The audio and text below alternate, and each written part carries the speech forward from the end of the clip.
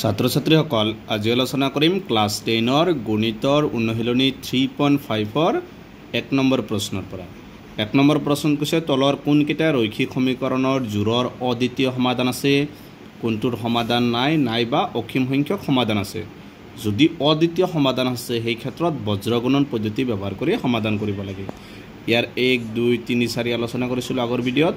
আজি 5ৰ পৰা আলোচনা কৰিম 5 নম্বৰত দিয়া আছে 2x plus 3y equal 6 4x plus 6y equal 12 তো 5 নম্বৰ তো ইয়াত এটো a1 এটো b1 এটো c1 এটো a2 এটো b2 এটো c2 a1 by a2 a1 মানে 2 a2 মানে 4 2 দি 4 2 বার 2 দি 2 এক একবার 2 দি 4 2 বার উপৰত 1 তলত 2 তাৰ পিছত সবা b1 by b2 b1 by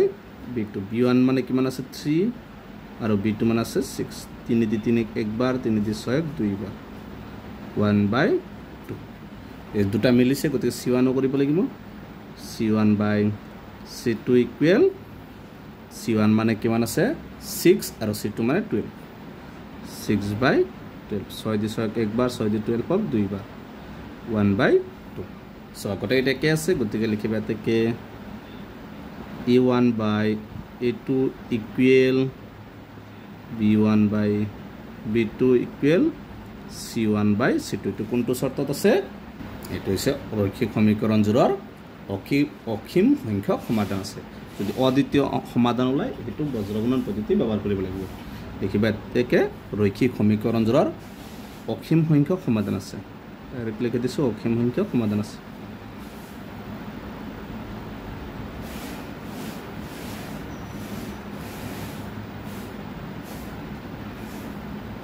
এটো হৈছে 1 5 নম্বৰটোৰ आंसर 6 নম্বৰটো দিয়া আছে x - 2y equal 6 3x - 6y equal 0 ইয়াত a1 by 2 সবাই এটো a1 এটো a2 এটো a3 আৰু এটো b1 এটো b2 এটো সৰি এটো a1 এটো b1 এটো c1 এটো a2 এটো b2 এটো c2 a1 by 2 a1 মানে x ৰ হক কিমান 1 আৰু a2 মানে কিমান 3 b1 by b2 সবা b1 মানে কিমান হ'ব -2 আৰু b2 মানে -6 মাইনাস মাইনাস ক্যান্সেল 2 দি 2 একবাৰ 6 2 দি 6 কেইবাৰ 3 বাৰ 1 by 3 এই দুটা মিলিছে গতিকে কি কৰিব লাগিব c1 by c2 কৰিব লাগিব c1 মানে কি 6 তলত হ'ব 0 গতিকে চাবা এতেকে a1 by 2 ইকুৱেল দুটা মিলিছে b1 by b2 লৈকে মিলিছে কিন্তু c1 by c2 লৈকে মিলা নাই is not equal c1 by c2 গতিকে এইটোৰ শৰ্তটো হ'ব ৰৈখিক সমীকৰণ জোৰৰ কোনো সমাধান নাথাকে এতেকে তোমালোকে লিখি দেবা ৰৈখিক সমীকৰণ জোৰৰ কোনো সমাধান নাথাকে মই ডাইৰেক্ট কোনো সমাধান নাথাকে বুলি লিখি দিছো হৈছে 1 6 নম্বৰটোৰ आंसर 7 নম্বৰটো সবা 3a by x minus 2b by y equal -5 আৰু a by x plus 3 by y 3b by y equal 2 এটো 1 নম্বৰ to 2 নম্বৰ সমীকৰণ দিছো সবা যেহেতু x কেটা তলত আছে গতিকে এটো তোমালোকে বেলেগ নিয়ম কৰিব লাগিব ধৰা হল এনেকে ধৰি লবা ধৰা হল 1 by 1 হয় a by x equal school এটা সংখ্যা ধৰলো p বুলি ধৰি লৈছো আৰু কি আছে b by y এবাৰ b by y মানে কি বুলি ধৰি লৈছো q বুলি ধৰি লৈছো তাৰ মানে তোমালোকে এনেকে লিখিব পাৰিবা 3a by x একে 3 লগত a পূৰণ কৰিলে 3a by x হ'ব তে 3a by x মানে a by x অৰ্থাৎ কি লিখিব পৰা যাব p লিখিব পৰা যাব ঠিক এটো একে 2by মানে b by y মানে q মানে 2q লিখিব পৰা যাব গতিকে লিখিবা এতেকে 1 ৰ পৰা 3a by x আছে ইয়াত লিখিব পৰা যাব 3p minus 2b by y মানে ইয়াত লিখিব যে 2q equal -5 তাৰ পিছত চাবা 2 নম্বৰত আছে a by x মানে কিমান p plus 3b by y মানে কিমান q equal to এতিয়া চাবা বৰাবৰ নিচিনা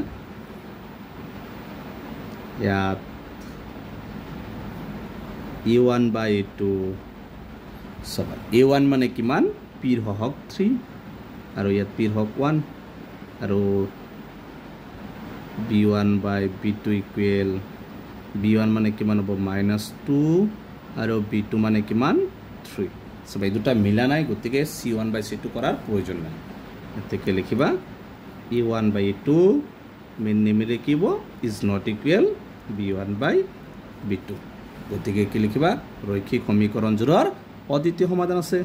এই শৰ্তটো হলে অদ্বিতীয় সমাধান আছে ৰৈখিক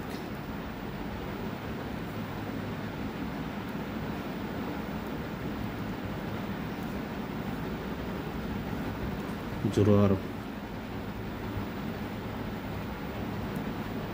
অদ্বিতীয় সমাধান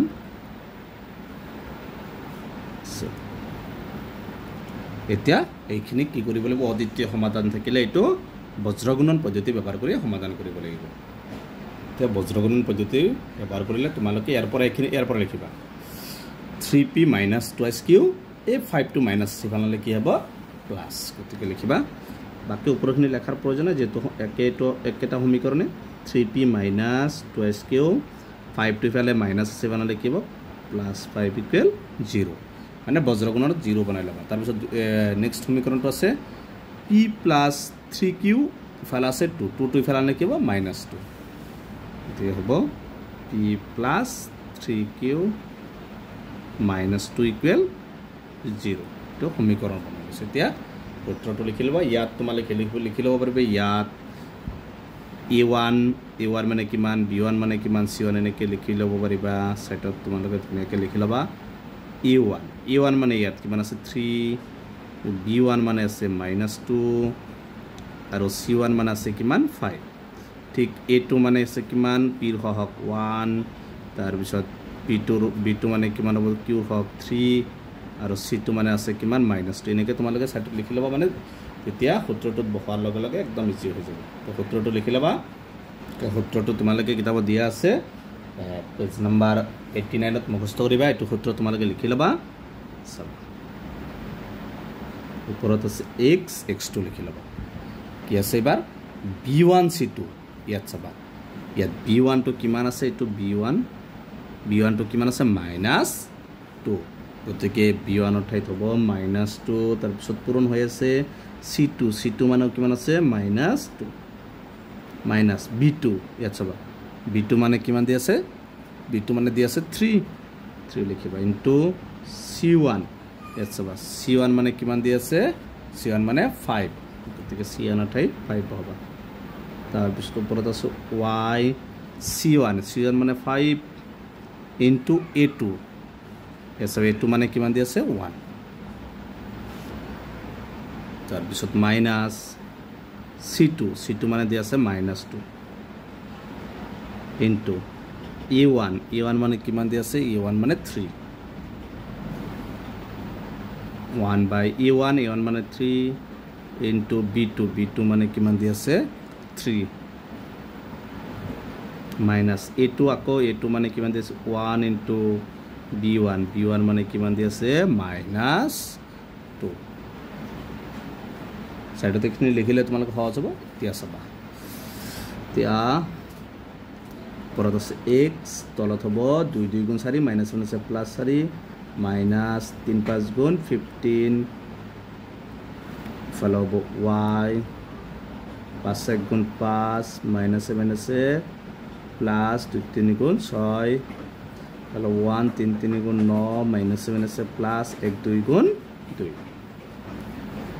বা ওপৰত হ'ব x তলত 15 ৰ পৰা 4 গলে 11 ডাঙৰটোত -11 আৰু ইফালে আছে y by 5 6 11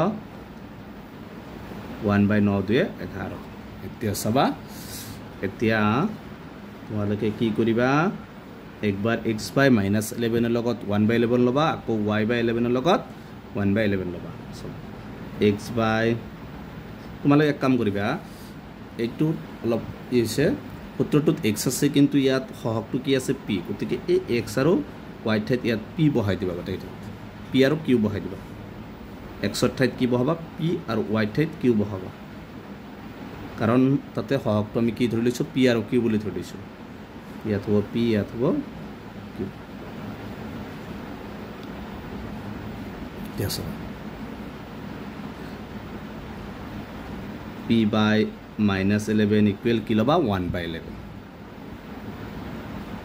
বজ্ৰগুণন কৰি p লগত 11 পূৰণ কৰিলে 11p -11 ৰ লগত 1 পূৰণ কৰিলে -11 এবাৰ p টো ৰাখিবা p লগত 11 টো কি হৈছে পূৰণ ইফালে নিলে কি হ'ব হৰণ ইফালে আছে -11 তেতিয়া ঘৰক একবাৰ p মানে কিমান হৈছে -1 তো হল আৰু এবাৰ q by 11 ৰ লগত 1/11 বজ্ৰগুণন q লগত 11 পূৰণ কৰিলে 11 q 11 লগত 1 পূৰণ কৰিলে 11 বা q টো ৰাখিবা 11 টো ইয়াত পূৰণ ইফালে নিলে হৰণ ইফালে আছে 11 দিয়ে 11ক একবাৰ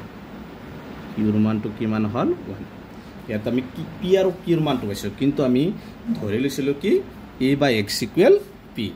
ইয়াত লিখিবা তেকে x ৰ মান ওলাব লাগে ঠিক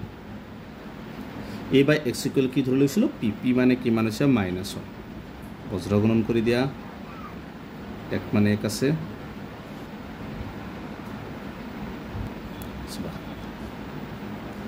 l x ৰ লগত -1 পূৰণ কৰিলে -x l লগত 1 পূৰণ কৰিলে পাইনেকে লিখিব যাব x equal a -2 l লগত যেহেতু সমান গতি x ৰ মানটো ওলাব লাগে গতি x ৰ মানটো আছে মাইনাস আৰু b by y equal কি ধৰা আছিল q ৰ মানটো কিমান 1 তো বজ্ৰগুণন কৰিবা y সবা তলত এখন এক আছে b y লগত 1 পূৰণ কৰিলে y আৰু b লগত 1 পূৰণ কৰিলে b এটো x ৰ মান আছে মাইনাস y ৰ মান b এটো হৈছে 7 নম্বৰটোৰ आंसर 8 নম্বৰটো দি আছে 2x plus y -15 equal 0 3x minus y -5 equal 0 ইয়াত a1 by a2 a1 মানে কিমান হ'ব 2 আৰু a2 মানে 3 b1 by b2 সবা b1 মানে কি y ৰ হক 1 আৰু এত হ'ব -1 সবা এই দুটা মিল নাই গতিকে এটো কি হ'ব শর্তটো a1 by 2 is not equal b1 by b2 গতিকে এই শর্তটো হলে কি রৈখিক সমীকরণ জোড়ার অদ্বিতীয় সমাধান আছে তেবে এটো বজ্ৰগুণন পদ্ধতিৰে সমাধান কৰিব লাগিব তেকে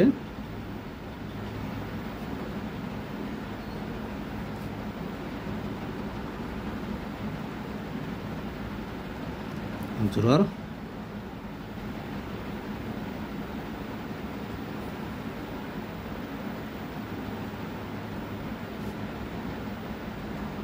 অদ্বিতীয় সমাধান আছে এতিয়া বজ্ৰগুণন পদ্ধতিৰে এটো সমাধান কৰিব লাগিব সবাই এতিয়া বজ্ৰগুণন পদ্ধতিৰে সমাধান কৰিব লাগিব এই সমীকৰণ দুটা লিখি লৈছো বা এটো হৈছে বজ্ৰগুণন পদ্ধতিৰ সূত্ৰ ওপৰত x এবাৰ সবা ইয়াত a1 b1 তোমালোকে লিখি লব পাৰিবা বা যদি কৰিব পাৰিবা ইয়াত এটো হৈছে a1 এটো b1 এটো c1 এটো b2 এটো c2 প্ৰথমে আছে b1 তো a1 এটো b1 মানে কিমান y হক 1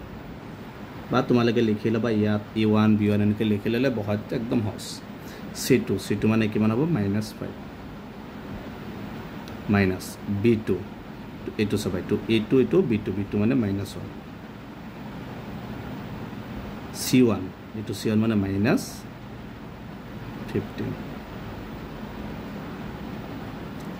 c1 মানে কিমান আকৌ -15 a2 মানে এটো a1 এটো মানে কিমান হ'ব 3 minus c2 মানে কিমান -5 into তাৰ পিছত কি আছে a1 মানে এটো a1 মানে 2 a1 আকৌ a1 মানে কিমান হ'ব 2 into b2 মানে এটো b2 মানে -1 মাইনাস তাৰ পিছত আছে a2 মানে কিমান 3 into b1 এটো হৈছে b1 a1 b1 মানে 1 এনেকৈ মানকেইটা বহাই ল'বা